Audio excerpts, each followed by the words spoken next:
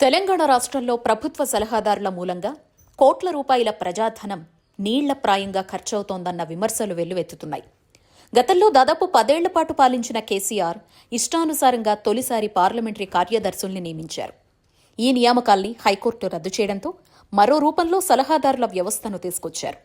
వీరందరికీ కేబినెట్ హోదా కల్పించి రాజ్యాంగాన్ని ఉల్లంఘించారు. ఒక్కో సలహాదారుడి మూలంగా ప్రభుత్వానికి ప్రతి నెల సుమారు 25 లక్షల వ్యయం అవుతోందని అంచనా. తెలంగాణ శాసనసభ్యుల మొత్తం సంఖ్య 119. భారత రాజ్యాంగం ప్రకారం వీరిలో 15% వరకు అంటే 18 మందిని మంత్రులుగా నియమించుకునే అధికారం ఉంది. రాజకీయ అవసరాలు, సమీకరణాల నేపథ్యంలో మరింత మంది మంత్రి పదవుల కోసం పట్టుబడుతున్నారు. మంత్రుల సంఖ్య విషయంలో పరిమితి రీత్యా అటువంటి వారిని సలహాదారులుగా నియమించుకుంటున్న పరిస్థితి కనిపిస్తోంది. వారికి మంత్రిస్థాయి హోదాలు, మంది మార్బలాన్ని సమకూరుస్తున్నారు. ఇలా ఇష్టానుసారం పెద్ద సంఖ్యలో సలహాదారుల్ని నియమించుకోవడంపై చాలా కాలం నుంచి విమర్శలొస్తున్నాయి. గతంలో కాంగ్రెస్ ఎంపీగా ఉన్న గుత్తా సుఖేందర్ రెడ్డి, అప్పట్లో టీడీపీ ఎమ్మెల్యేగా ఉన్న రేవంత్ రెడ్డి హైకోర్టును ఆశ్రయించారు. సలహాదారులకు భారీ జీతభత్యాలు, ప్రత్యేక సిబ్బంది, కార్యాలయం సమకూర్చడం, అధికారాన్ని దుర్వినియోగం చేయడమేనని వాదించారు. సలహాదారుల వ్యవస్థను వ్యతిరేకిస్తూ బీఆర్ఎస్ నాయకుడు శ్రీనివాస్ గత నెలలో హైకోర్టులో ప్రజా ప్రయోజన వ్యాజ్యం వేశారు.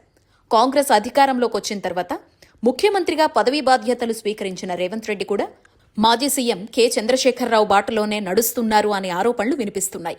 ఈ నియామకాల వెనక రాజకీయ ఉపాధి కోణం ఉందన్న విమర్శలు కొట్టిపారేయలేమంటున్నారు విశ్లేషకులు.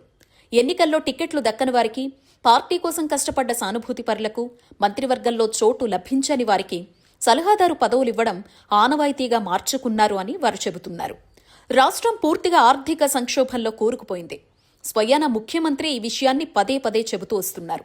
ఈ సంక్షోభం నుంచి గట్టెక్కేందుకు ప్రతి నెల వేల కోట్ల రూపాయల బాండ్ల విక్రయం, బ్యాంకుల ద్వారా నిధులు సమీకరించుకుంటున్నారు. ఇలాంటి తరుణంలో పొదుపు చర్యలు పాటించాల్సింది పోయి ప్రభుత్వ నిధుల్ని రేవంత్ సర్కార్ దుబారా చేస్తోందనే విమర్శలు వెల్లువెత్తుతున్నాయి.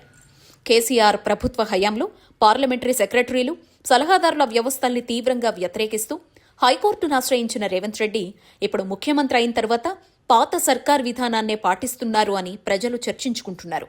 వీరందరినీ ప్రజలకు సేవ చేసేందుకు నియమించుకుంటున్నారా లేక ప్రాపకం కోసమా అనే చర్చ సచివాలయంలో జోరుగా సాగుతోంది.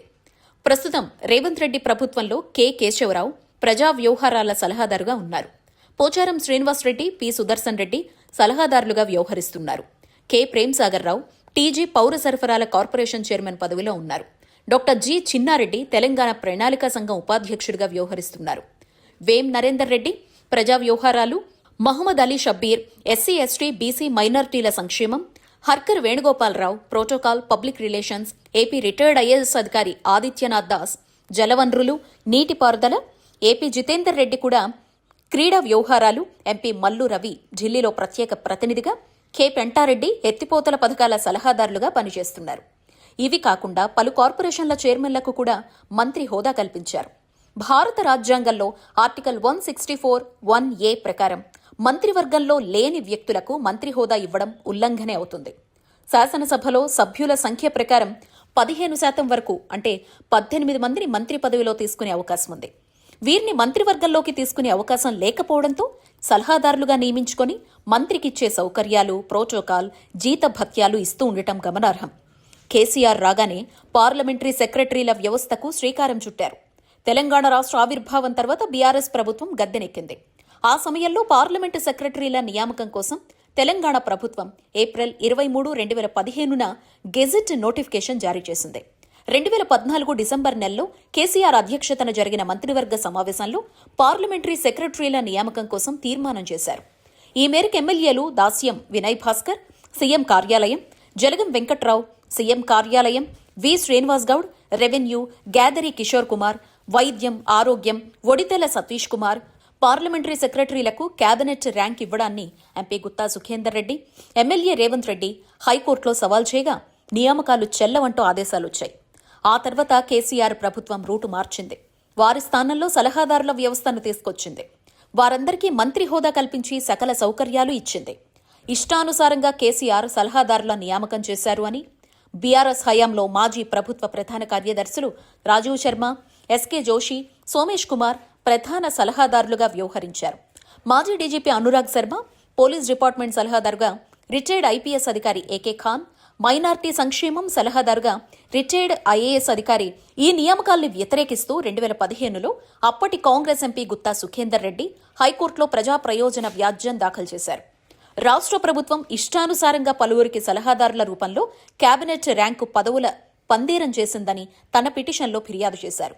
ఈ పేర్కొన్న వాళ్లే కాకుండా ప్రత్యేక తెలంగాణ రాష్ట్రం ఆవిర్భావం తొలినాళ్లలో మాజీ ఇంజనీర్ ఆర్ విద్యాసాగర్ రావు నీటిపారుదల, ఏకే గోయల్ ప్రణాళిక విద్యుత్, రామ్ లక్ష్మణ్ సంక్షేమం, బివి పాపారావు ఇన్స్టిట్యూషన్స్ డెవలప్మెంట్ వీరికి మంత్రి హోదా ఇస్తూ ఆదేశాలు జారీ చేశారు.